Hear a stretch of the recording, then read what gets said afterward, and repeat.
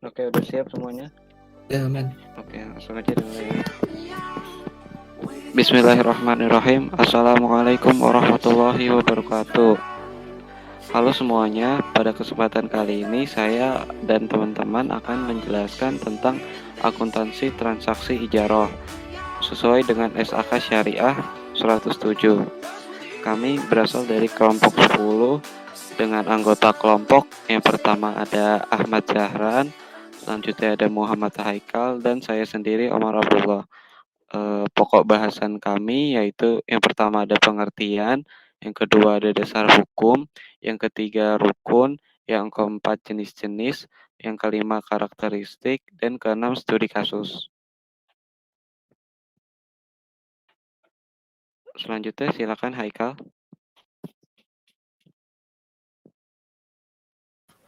Oke, pertama pengertian dari ijaroh.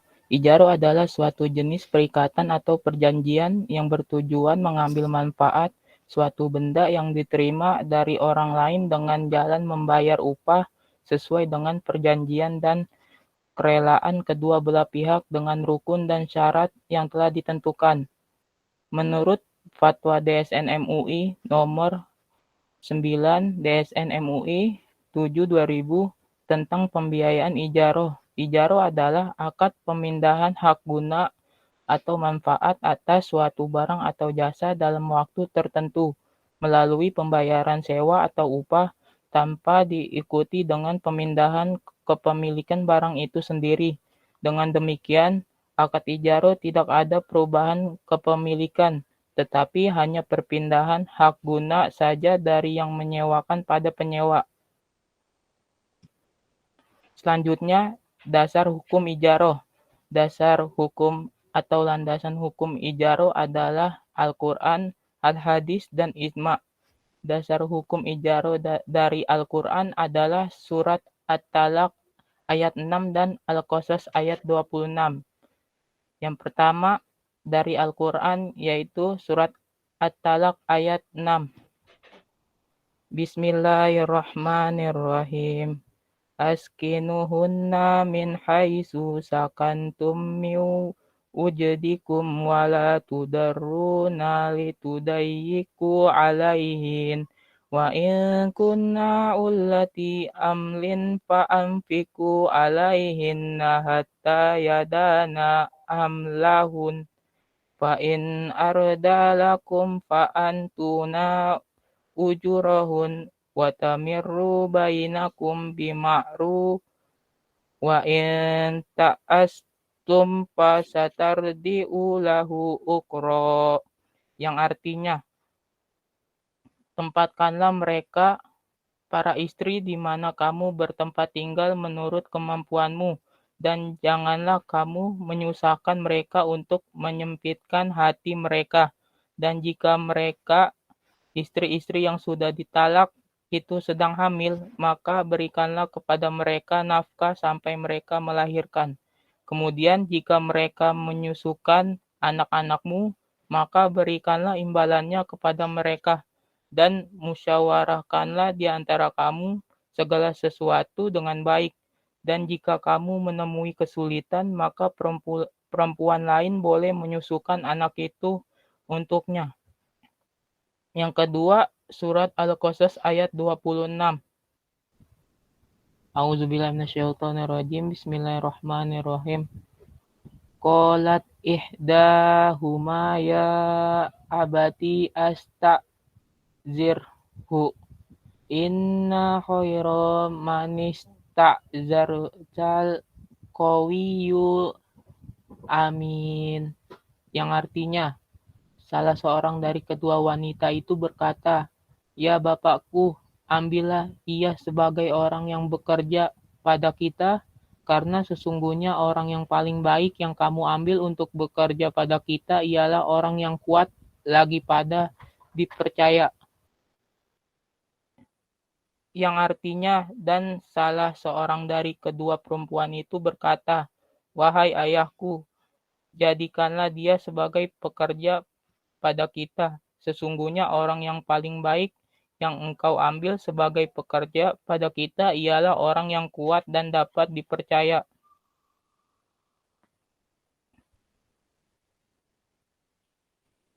Yang kedua, dasar hukum ijaroh yaitu dari hadis riwayat Ibnu Majah dari Ibnu Umar bahwa Nabi bersabda,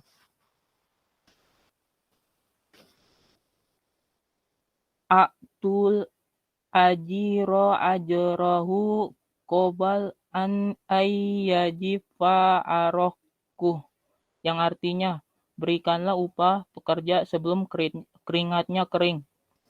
Yang kedua, hadis riwayat Abdul Ar-Razzaq dari Abu Hurairah dan Abu Sa'id Al-Khudri, Nabi Shallallahu Alaihi Wasallam bersabda, manista jaru aziro falyulimuhu ajroh, yang artinya barang siapa mempekerjakan pekerja, beritahukanlah upahnya. Yang ketiga, hadis riwayat Ahmad, Abu Daud, dan Nasai dari Sa'ad bin Abi Waqqas menyebutkan, yang artinya, dahulu kita menyewa tanah dengan jalan membayar dengan hasil tanaman yang tumbuh di sana. Rasulullah lalu melarang cara yang demikian dan memerintahkan kami agar membayarnya dengan uang emas atau perak.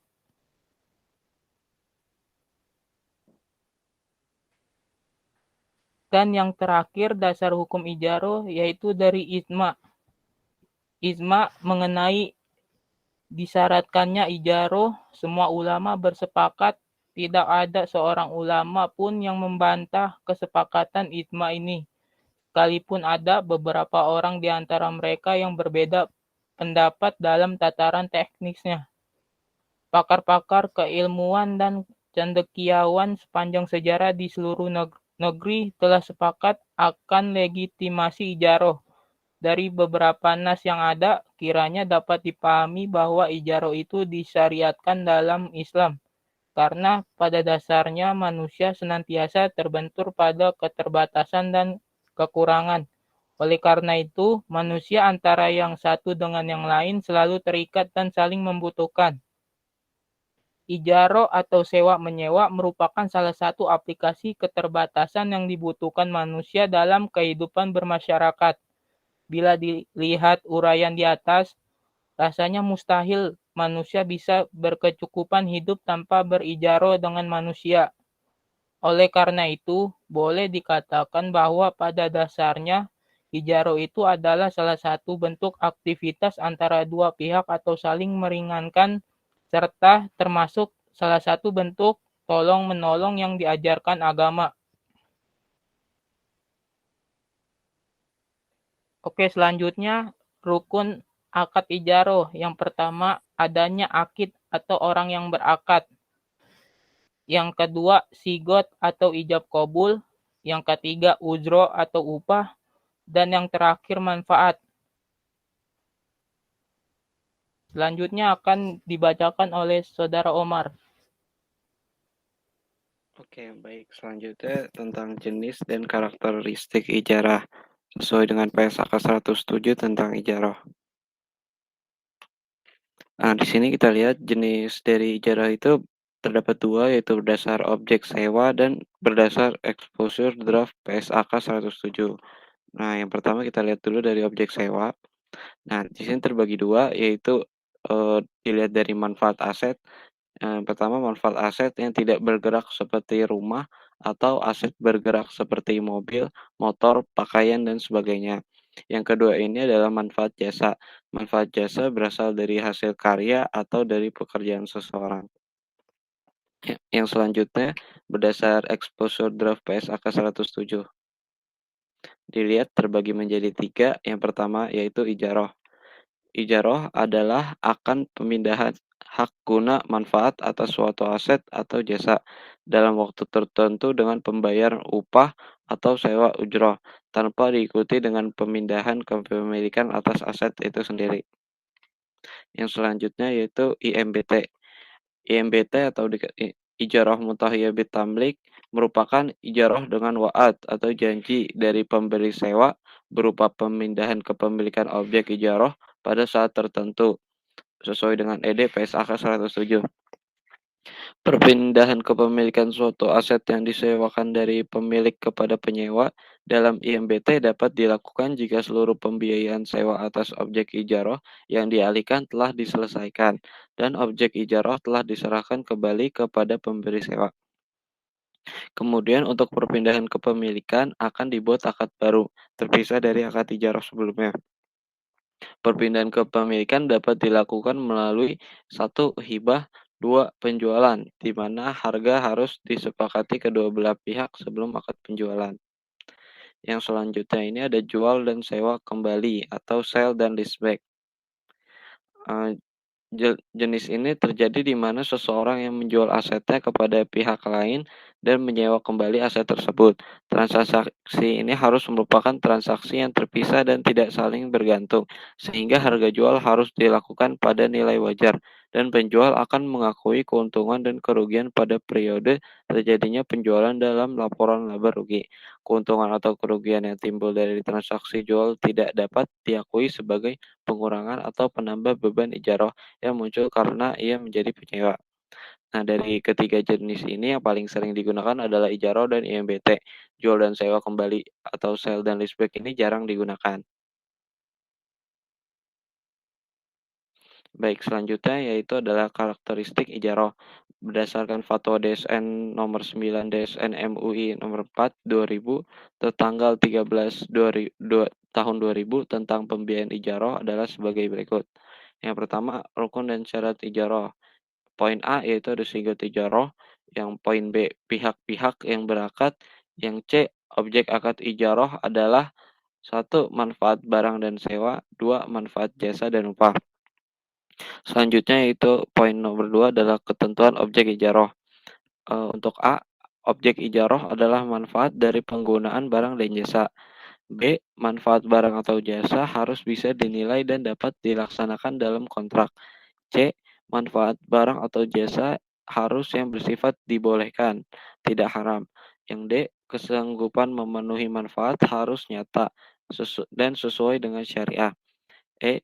Manfaat harus dikenali secara spesifik sedemikian rupa untuk menghilangkan jahalah atau ketidaktahuan yang akan mengakibatkan sengketa. F. Spesifikasi manfaat harus dinyatakan dengan jelas termasuk waktunya. G. Sewa atau upah adalah sesuatu yang dijanjikan dan dibayar nasabah kepada LKS sebagai pembayaran manfaat. H. Pembayarannya sewa atau upah boleh berbentuk jasa atau manfaat lain dari jenis yang sama dengan objek kontrak. I. Kelenturan atau flexibility dalam menentukan sewa atau upah dapat diwujudkan dalam ukuran waktu, tempat, dan jarak. Untuk poin nomor 3, kewajiban LKS dan nasabah dalam pembiayaan ijarah. A. Kewajiban LKS sebagai pemberi manfaat barang atau jasa. Yang pertama yaitu menyediakan barang yang disewakan atau jasa yang diberikan. Yang kedua, menanggung biaya pemeliharaan barang. Yang ketiga, menjamin bila terdapat cacat pada barang yang disewakan. Poin B, kewajiban nasabah sebagai penerima manfaat barang atau jasa. Yang pertama, membayar sewa atau upah dan bertanggung jawab untuk menjaga keutuhan barang serta menggunakannya sesuai kontrak. Oke, yang kedua, menanggung biaya pemeliharaan barang yang sifatnya ringan atau tidak material. Yang ketiga, jika barang yang disewa rusak, bukan karena pelanggaran dari penggunaan yang dibolehkan, juga bukan karena kelalaian pihak penerima manfaat dalam menjaganya. Ia tidak bertanggung jawab atas kerusakan tersebut. Untuk poin nomor 4, jika salah satu pihak tidak menunaikan kewajibannya atau jika terjadi perselisihan di antara para pihak, maka penyelesaiannya dilakukan melalui badan arbitrasi syariah setelah tidak tercapainya kesepakatan melalui musyawarah. Selanjutnya yaitu adalah karakteristik IMBT. Berdasarkan Fatwa DSN nomor 27 DSN garis miring DSN MUI garis miring 3 garis miring 2000 tertanggal 28 Maret 2000 tentang Al-Ijarah Muntahiyah Bitamlik. Yang pertama yaitu poin nomor 1, ketentuan umum. A. Semua rukun dan syarat yang berlaku dalam akad ijarah berlaku juga pada akad IMBT. B. Perjanjian harus disepakati ketika akad ditandatangani. C. Hak dan kewajiban setiap pihak harus dijelaskan dalam akad. Poin nomor 2, ketentuan IMBT. A. Pihak yang melakukan IMBT harus melakukan akad ijarah terlebih dahulu. B. Janji pemindahan kepemilikan yang disepakati di awal akad ijarah adalah wa'ad yang hukumnya tidak mengikat. Untuk poin nomor 3, ketentuan lainnya. Yang A, jika salah satu pihak tidak menunaikan kewajibannya atau terjadi perselisihan di antara kedua pihak, maka penyelesaiannya dilakukan melalui badan arbitrasi syariah setelah tidak tercapai kesepakatan melalui musyawarah. Yang B, fatwa ini berlaku sejak tanggal ditetapkan dengan ketentuan. Jika di kemudian hari ternyata terdapat kekeliruan, akan diubah dan disempurnakan sebagaimana mestinya. Baik, untuk selanjutnya akan dibacakan oleh Ahmad Zahran. Baik, untuk pembahasan selanjutnya adalah contoh studi kasus. Apakah kalian siap? Yang pertama ada akuntansi untuk pemberi sewa, yaitu pembelian aset ijarah. Aset jurnal yang dibuat sama seperti dengan aset pembelian lainnya. Tetapi khusus pada aset ijarah, kalau memang aset tersebut bermaksud ditujukan untuk disewakan kembali atau diakadkan untuk akad ijarah, maka harus diakui di awal bahwa ini memang aset ijarah. Misalkan pada contoh kasus seperti pembeli sewa membeli mobil yang akan disewakan senilai 150.000 dengan masa manfaat 5 tahun. Maka kalau memang di awal perusahaan atau penyewa sudah menghendaki untuk disewakan, maka harus diakui sebagai aset ijarah. Hal itu harus diklasifikasikan ke dalam aset ijarah. Maka aset ijarahnya bertambah dan kas atau hutangnya berkurang. Kas kalau memang pembelian secara tunai dan hutang kalau membelinya secara kredit. Dengan jurnal aset ijarah pada kas atau hutang dengan nilai 150.000.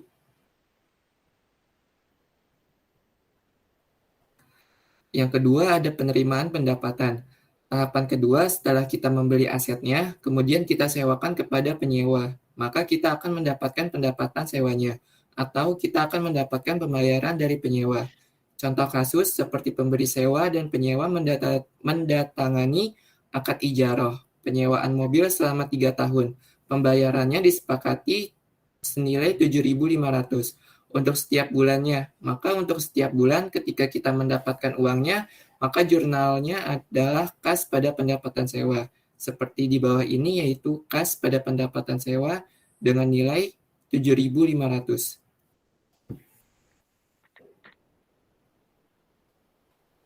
Yang ketiga ada biaya perbaikan. Maksudnya ketika aset kita sedang disewakan atau sedang digunakan oleh penyewa, maka ada dua kemungkinan. Yang pertama adanya biaya perbaikan, yang kedua adanya biaya pemeliharaan. Dan tidak lupa kita juga harus mencatat penyusutannya. Pertama dalam biaya perbaikan. Biaya perbaikan ini ada beberapa opsi atau beberapa alternatif. Bisa jadi biaya perbaikan ini dibayar oleh si pemberi sewa, tetapi dibayarkan terlebih dahulu oleh penyewa atau memang langsung dibayar oleh pemberi sewa. Jadi asetnya langsung diperbaiki oleh pemberi sewa, kemudian langsung dibayar. Maka untuk pencatatan dalam jurnalnya harus dibuat berdasarkan kejadian yang berlaku. Contoh kasus yang pertama yaitu dilakukan perbaikan oleh pemberi sewa dengan biaya 2.500.000. Dalam hal ini perbaikan dilakukan oleh pemberi sewa dan dicatat pada saat kejadian berlangsung dengan jurnal beban perawatan aset ijarah pada kas dengan nilai 2.500.000. Contoh kasus kedua, bagaimana kalau perbaikan dilakukan oleh penyewa? Misalkan si penyewa mobilnya itu rusak, tetapi dia ingin menggunakan mobil tersebut. Bisa jadi penyewa meminta persetujuan kepada pemberi sewa karena di dalam akad ini yang berkewajiban untuk memelihara atau melakukan perbaikan adalah si pemberi sewa. Maka si penyewa boleh meminta izin kepada pemberi sewa untuk memperbaiki asetnya. Tetapi ketika sudah diperbaiki, uang yang dia keluarkan dia minta kembali kepada pemberi sewa. Oleh karena itu akan timbul jurnal utang kepada penyewa. Karena kita tidak mengeluarkan kas, sedangkan kita mengambil manfaat perbaikan aset ini. Dilakukan perbaikan mobil oleh penyewa atas persetujuan pemilik dengan biaya 2.500.000. Dalam hal ini perbaikan dilakukan oleh penyewa dengan persetujuan pemberi sewa, maka jurnalnya yaitu beban perawatan aset ijarah pada utang kepada penyewa dengan nilai 2.500.000. Contoh kasus ketiga, dalam ijarah mutahiyyah bitamlik melalui penjualan secara bertahap, biaya perbaikan objek ijarah ditanggung oleh penyewa dan pemberi sewa dengan bagian kepemilikan. Dilakukan perbaikan mobil oleh penyewa dengan akad IMBT, di mana dari 10 aset sewa terdapat 2 aset yang sudah dijual secara bertahap oleh pemilik. Biaya perbaikan adalah 1 juta per unit. Biaya perbaikan dalam akad IMBT yaitu beban perawatan aset ijarah pada kas atau hutang perlengkapan dengan nilai 8 juta.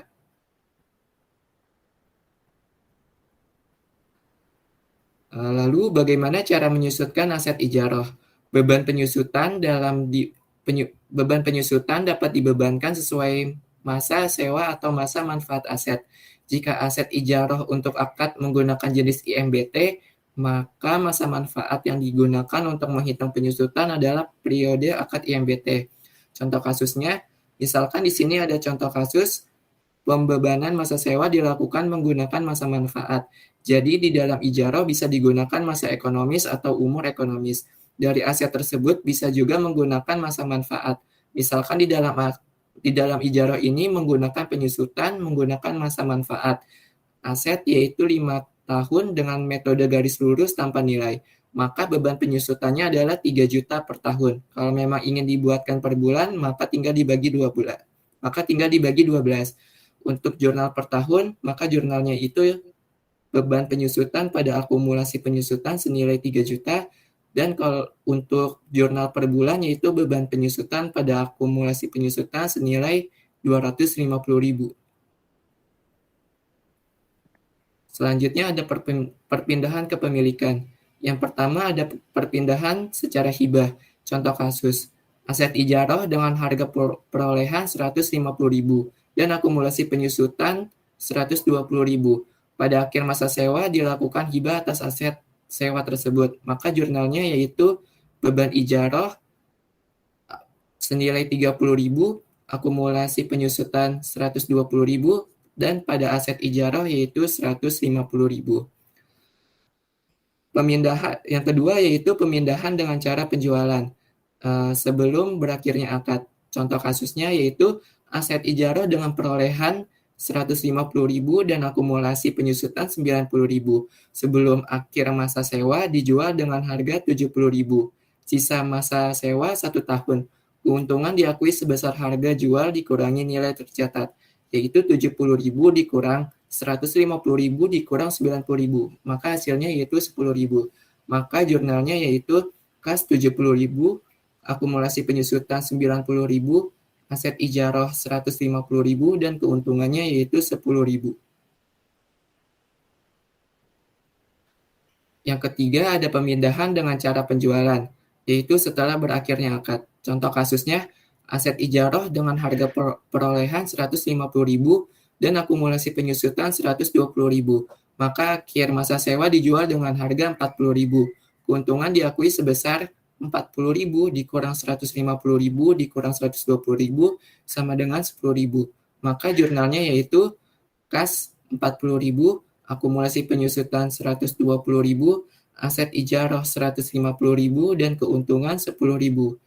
Yang D, ada pemindahan dengan cara penjualan secara bertahap. Contoh kasusnya yaitu aset ijarah berupa 10 mobil dengan harga perolehan 150.000 per unit dan akumulasi penyusutan 120.000 per unit.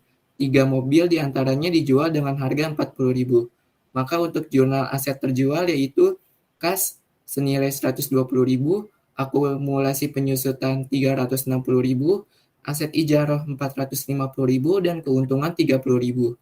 Lalu untuk jurnal aset tidak terjual yaitu aset lancar atau tidak lancar senilai 210.000, akumulasi penyusutan senilai 840.000, dan aset ijarah senilai 1.050.000. Lalu ada pengembalian aset ijarah. Contoh kasusnya, pada saat berakhirnya kontrak, aset ijarah dikembalikan kepada pemberi sewa, sehingga dibuatkan ayat jurnal reklasifikasi, yaitu aset non-kas atau ex ijarah senilai 150.000 pada aset ijarah senilai 150.000. Lalu akuntansi untuk penyewa. 1. Beban sewa. Contoh kasusnya, Pemberi sewa dan penyewa mendatangani akad ijarah atas mobil selama 3 tahun. Pembayaran yang disepakati adalah 7.500 per bulan. Maka jurnalnya itu beban sewa senilai 7.500 pada kas yaitu 7.500. Yang kedua, ada biaya pemeliharaan ditanggung penyewa. Contoh kasusnya, penyewa menanggung biaya pemeliharaan senilai 5 juta. Maka jurnalnya yaitu beban pemeliharaan senilai 5 juta pada kas atau hutang atau perlengkapan senilai 5 juta. Yang ketiga, ada biaya pemeliharaan ditanggung pemberi sewa. Contoh kasusnya, penyewa membayarkan terlebih dahulu biaya perawatan sebesar 5 juta, kemudian ditagih kepada pemberi sewa. Maka jurnalnya yaitu piutang pemberi sewa dengan nilai 5 juta dan kas dengan nilai 5 juta. Nomor 4, ada perpindahan kepemilikan. Contoh kasusnya, yang pertama, aset yang disewakan dihibahkan kepada penyewa dengan nilai wajar 20 juta. Yang kedua, sebelum berakhir kontrak, aset dibeli dengan nilai 40 juta. Dan yang terakhir, penyewa membeli 3 dari 10 unit yang disewa dengan harga 40 juta per unit. Maka jurnalnya ada 3, yaitu yang pertama, hibah di akhir akad. Dengan jurnal aset non-kas senilai 20 juta pada keuntungan 20 juta. Selanjutnya, jurnal pembelian sebelum akad berakhir atau setelah akad berakhir. Jurnalnya yaitu aset non-kas senilai 40 juta pada kas senilai 40 juta. Yang terakhir yaitu adalah pembelian bertahap dengan jurnal aset non-kas senilai 120 juta dan kas senilai 120 juta. Baik, cukup sekian atas pemaparan kelompok kami. Mohon maaf apabila masih banyak kesalahan dan kekurangan. Kami ucapkan terima kasih. Wassalamualaikum warahmatullahi wabarakatuh.